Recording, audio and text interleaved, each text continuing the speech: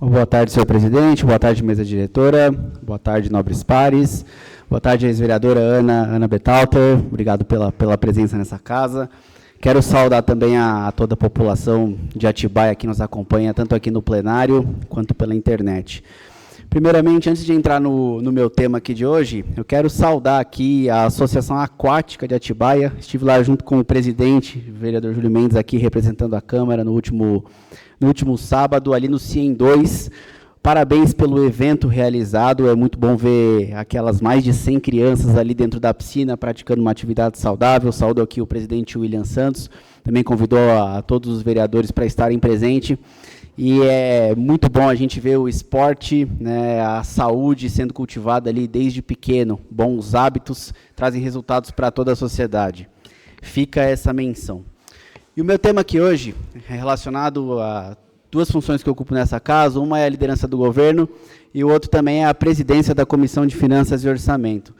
Na última quinta-feira nós tivemos aqui na Câmara Municipal uma audiência pública com a Secretaria de Planejamento e Finanças, nas quais os resultados fiscais do primeiro quadrimestre de 2025 foram apresentados.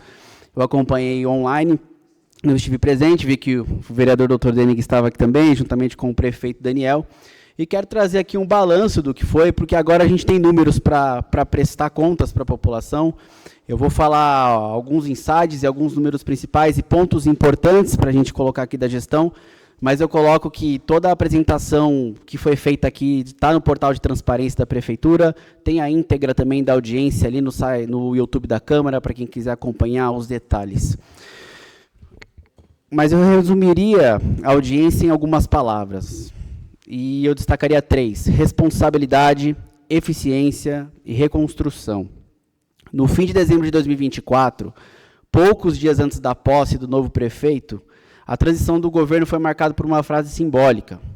Quem estava na apresentação dos 100 dias do governo do prefeito Daniel sabe a frase que ele recebeu, e a frase do governo de transição era assim: o município de Atibaia sofrerá uma transição de governo sem informações básicas para a continuidade salutar da prestação de serviços públicos. Essa era a realidade enfrentada por quem assumiu a responsabilidade de reorganizar a nossa gestão.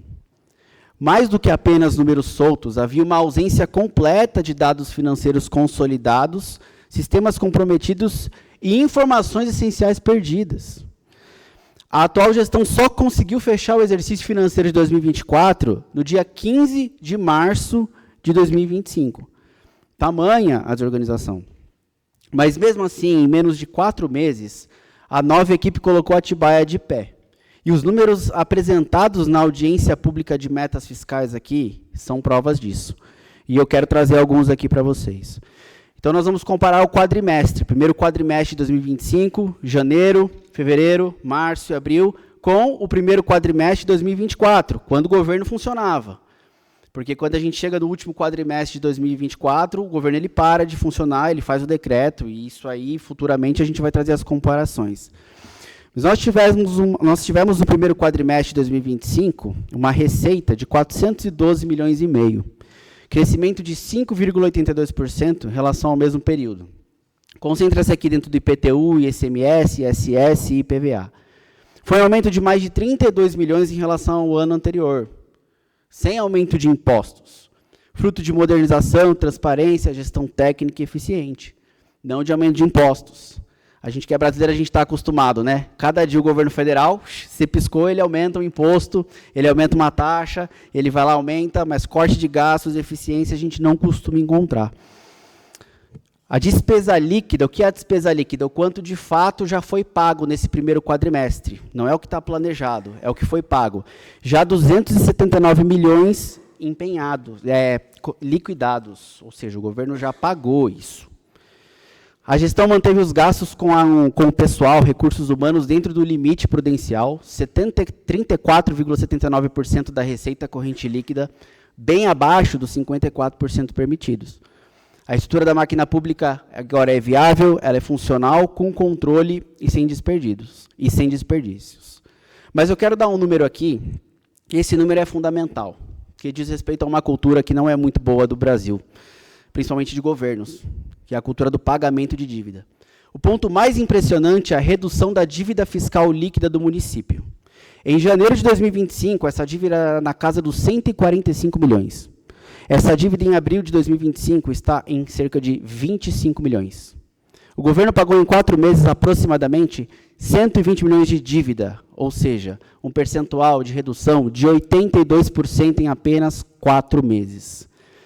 Quando a gente fala da dívida no Brasil, a gente sempre fala, quanto que é a dívida do Brasil em relação ao PIB? 76%, 80%, sempre tende a aumentar. No município, a gente fala quanto que é o percentual da dívida em relação à receita corrente líquida. Essa dívida, em 31 de dezembro, era de 12%. Atibaia não é uma cidade que deve muito. Esse número agora está na casa de 2%. O que isso significa? Significa que a credibilidade fiscal foi retomada. O município é apto para fazer contratações, empréstimos. Atibaia agora tem credibilidade dentro do mercado, porque reduziu a sua dívida, com responsabilidade fiscal. 2 compromissos do atual governo. O primeiro que eu quero destacar é o quanto desse montante foi gasto com educação. Nesse quadrimestre, nós já aplicamos 118 milhões de educação, o que representa 36,24% da receita. O mínimo exigido pela Constituição é de 25%. Então, estamos investindo em educação.